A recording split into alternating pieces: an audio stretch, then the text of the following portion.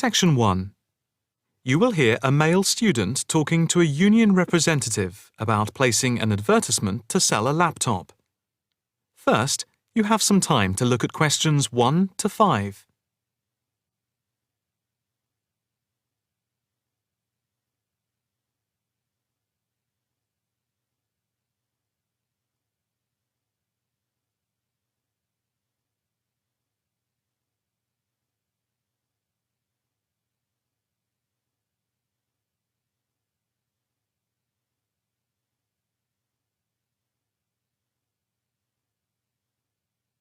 You will see that there is an example which has been done for you. On this occasion only, the conversation relating to this will be played first. Hi, I'm Debbie. How can I help? Hi, my name's David. I'm just looking to place an advertisement on the main union notice board to sell a laptop and a few accessories if that's possible. The answer is advertisement. So, advertisement has been written in the space. Now the test will begin. You should answer the questions as you listen, because you will not hear the recording a second time. Listen carefully and answer questions 1 to 5. Hi, I'm Debbie. How can I help? Hi, my name's David. I'm just looking to place an advertisement on the main union notice board to sell a laptop and a few accessories if that's possible. Sure, that's not a problem. I take it you are a member of the Students' Union? Yes, I am. Right then. I'll just get a form up. And as there is no one around and it looks as if it's going to be quiet for a while, I'll just type the details straight into the computer for you. Thanks very much. No problem. Shall we just title it Laptop for Sale? Yeah, okay. Can you describe it generally? Well, it's in very good condition. In fact, it's hardly been used. Why are you selling it, if I may ask?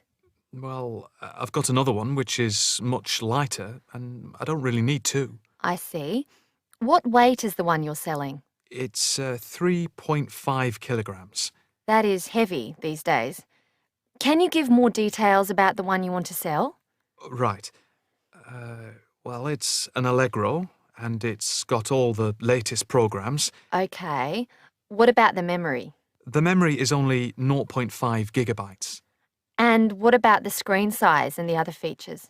Oh, well, the screen is, well, let's see, it's 37.5 centimetres with a standard size keyboard and a touchpad. But I've got a cordless mouse that I can put in with it if necessary. Well, some people don't like using a touchpad. What about ports or holes for attaching things to the laptop? It's got 2 ports. More modern laptops have more than 2 ports for all the extra attachments. They do. Let's see, what else is important? Oh yeah, the battery lasts for 2.5 hours, which is okay, but not enough for long train journeys. But one thing is that it's not wireless. Right, okay, not wireless. Before you hear the rest of the conversation, you have some time to look at questions 6 to 10.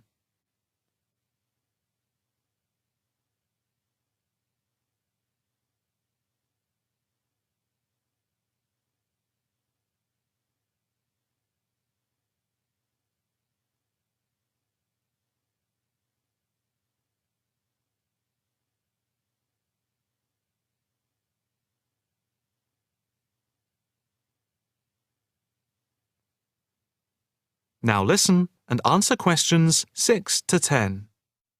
Anything else I can put on the advertisement? There's a webcam built at the top of the screen, and I can throw in a printer, a scanner, and headphones, which I got with it in a special deal. It also comes with its own case for carrying it around. Actually, the case is quite smart. I'm hoping these things will help it sell. They should do. Right, I think I've got all that. How much do you want for it? That I'm not sure about. It's worth about £900 to £1,000 new. Yeah, but you won't get that much if it's used, and even if it's in good condition. What about £500? I doubt if you'd get as much as that. More like £200 or £300. If you look at the notice board, there is one on there which is comparable to yours, and it's not more than about £250, I think. As little as that. I'm afraid so. Shall we say £300? OK, put that. Can I take some contact details for the advert? The name's David Bristow. Bristow.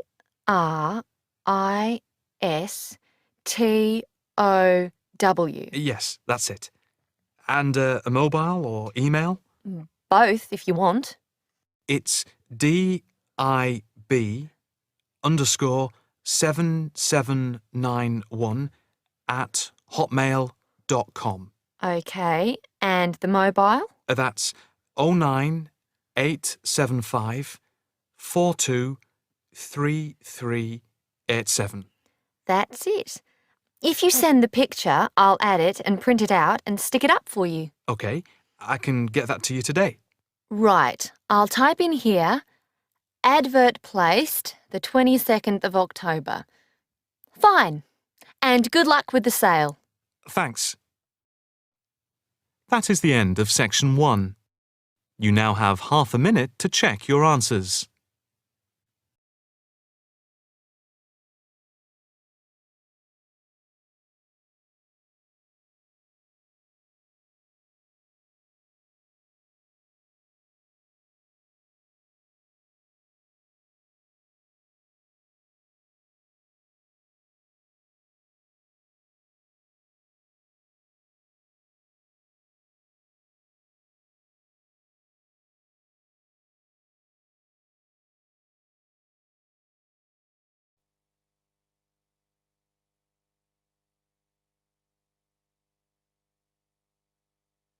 Now turn to Section 2 on page 10.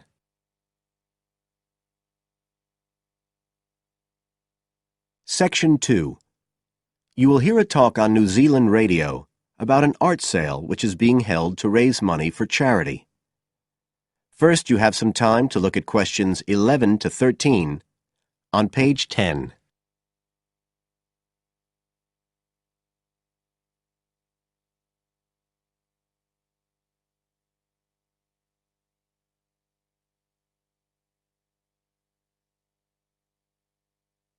Now listen carefully and answer questions 11 to 13. One of the most anticipated art events in Christchurch is the charity art sale organised this year by Neil Curtis. Neil, tell us all about it. Well, Diane, this looks like being the biggest art sale yet. And the best thing about it is that the money raised will all go to charity. So what you probably want to know first is where it is. Well, the pictures will be on view all this week, most of them at the Star Gallery in the shopping mall. But we have so many pictures this year that we're also showing some in the cafe next door. So do drop in and see them any day between 9 and 5. Now, if you're interested in buying rather than just looking, and we hope a lot of you will be, the actual sale will take place on Thursday evening, with sales starting at 7:30. Refreshments will be available before the sale, starting at 6:30. We've got about 50 works by local artists showing a huge range of styles and media, and in a minute I'll tell you about some of them. You're probably also interested in what's going to happen to your money once you've handed it over. Well, all proceeds will go to support children who are disabled, both here in New Zealand and also in other countries. So you can find an original painting, support local talent, and help these children all at the same time. Before you hear the rest of the talk, you have some time to look at questions 14 to 20 on page 11.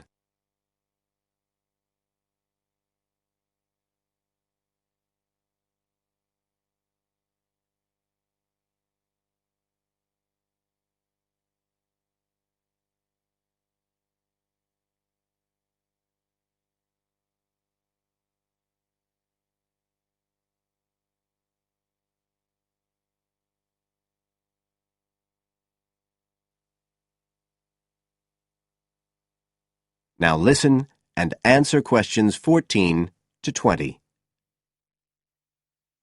Now, let me tell you a bit about some of the artists who have kindly agreed to donate their pictures to the charity art sale.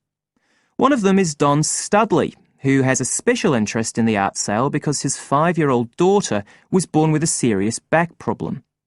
After an operation earlier this year, she's now doing fine, but Don says he wants to offer something to help other less fortunate children. Don is totally self-taught and says he's passionate about painting. His paintings depict some of our New Zealand birds in their natural habitats. One relative newcomer to New Zealand is James Chang, who came here from Taiwan 9 years ago at the age of 56. Mr. Chang had 13 exhibitions in Taiwan before he came to live here in Christchurch, so he's a well-established artist, and art has been a lifelong passion for him. His paintings are certainly worth looking at. If you like abstract pictures with strong colour schemes, you'll love them. Natalie Stevens was born in New Zealand, but has exhibited in China, Australia and Spain. As well as being an artist, she's a website designer. She believes art should be universal, and her paintings use soft colours and a mixture of media. Most of her pictures are portraits, so watch out, some of them may even be friends of yours. And then we have Christine Shin from Korea. Christine only started to learn English 2 years ago when she arrived in New Zealand, but she's been painting professionally for over 10 years, and she sure knows how to communicate strong messages through the universal language of art. She usually works from photographs and paints delicate watercolours, which combine traditional Asian influences with New Zealand landscapes, giving a very special view of our local scenery. Well, that's all I have time to tell you now, but as well as these 4, there are many other artists whose work will be on sale, so do come along on Thursday. We accept cheques, credit cards or cash. And remember, even if you don't buy a picture, you can always make a donation. That is the end of section 2. You now have half a minute to check your answers.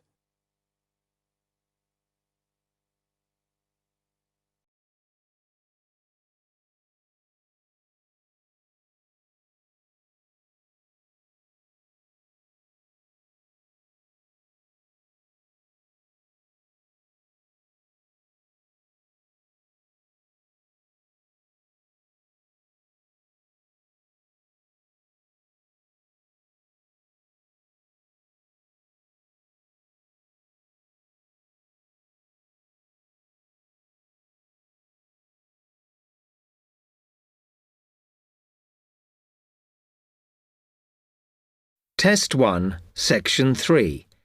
You will hear 2 students, Jenna and Marco, discussing a business studies project they have to do. You now have 15 seconds to read questions 21 to 24.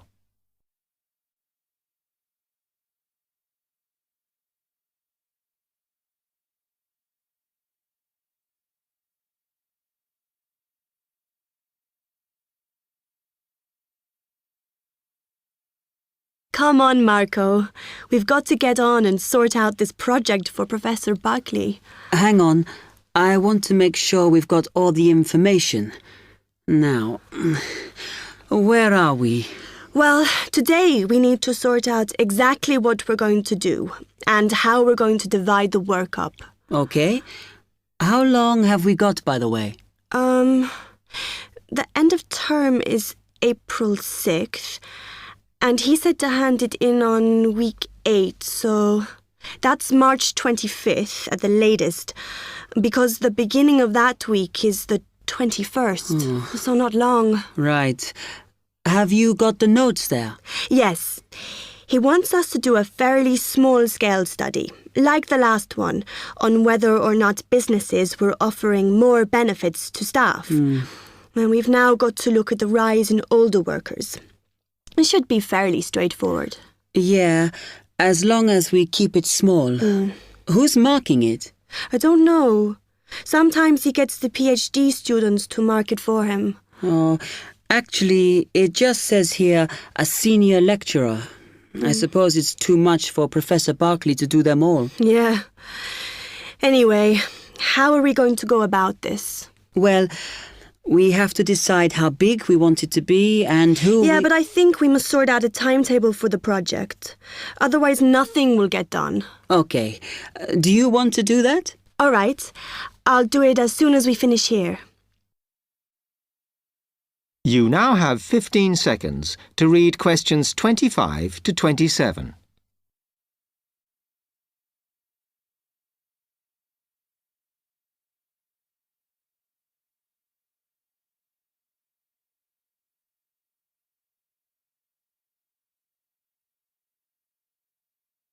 Okay.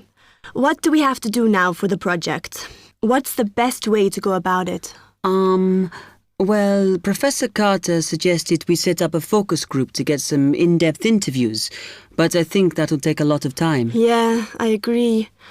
If we did a focus group, we'd have to spend time deciding who to include in it, and it's not necessary to do one anyway. Oh, fine. And if you agree, I think we should get in touch with the businesses on the list Professor Carter gave us and ask them if they're prepared to participate. Sounds good. Then we can go there, give them questionnaires and collect them later. Exactly. Okay.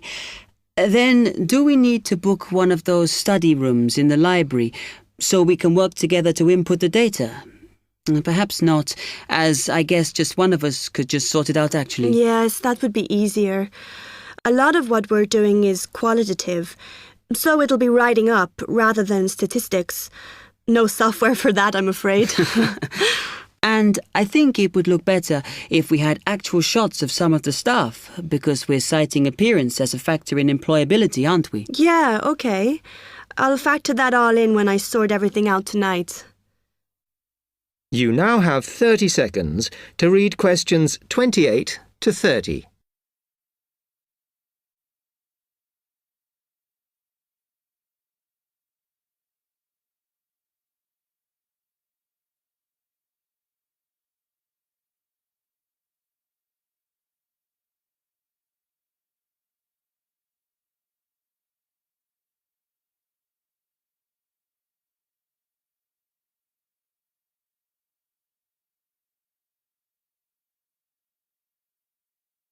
I'm glad we decided to work together. I think it's going to work out well. Yes, well, given that we had to work in pairs on this project, I think we were right to choose each other. We complement each other academically, as we're each good at what the other isn't. In fact, we should have tried working together before. Yes. Now, how shall we split the work? I'll do the analysis, shall I? Oh, okay. It's just that it might be faster, because I'm used to doing it. Although your English is better than mine. I need more practice at reading, really. Okay, I'll do the presentation then, if that's okay with you. Yeah, sure. I don't mind speaking in public, but I hate preparing all the notes for them. The thing is, the tutor said one person should do the whole presentation, and he said he expects me to do it because I haven't done one yet. No, that's fine. Now, let's see.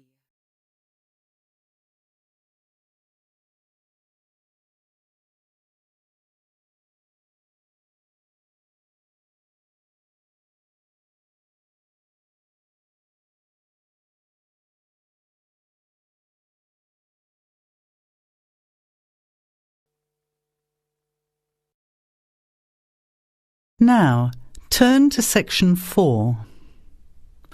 Section 4. You will hear a talk given by Dr. Miranda James. First, you have some time to look at questions 31 to 35.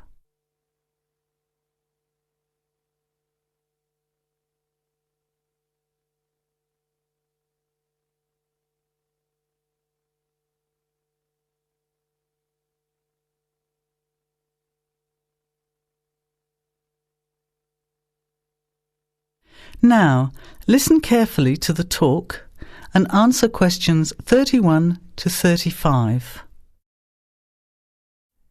Good afternoon, everybody, and welcome to the first in a series of talks we have arranged for the Overseas Students Association this semester. Dr. James has very kindly agreed to speak to us today on the topic of public speaking, and judging from the large numbers of you here, it's clearly a subject of great interest and relevance. Dr. James. Hello. It's good to see so many of you here, and hopefully what I'm going to tell you will be useful to you both here at the university and in your future employment.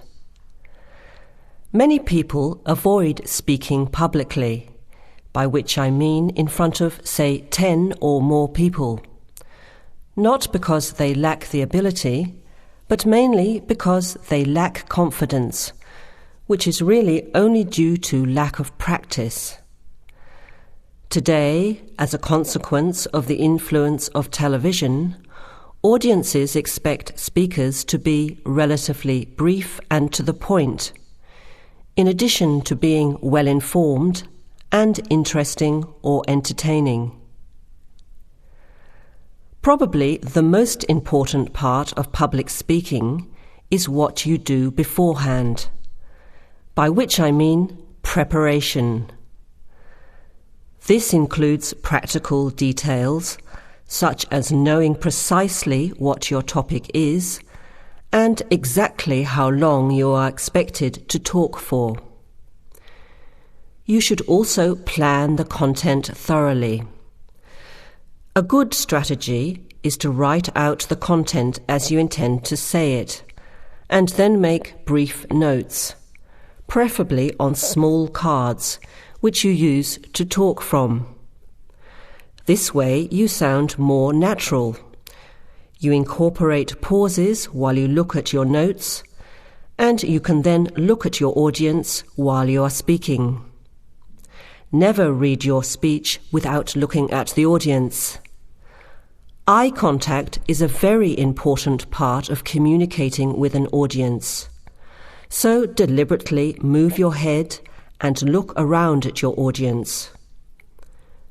Pauses are important, as most people, when they are nervous, tend to rush through their speech. Now you have some time to look at questions 36 to 40.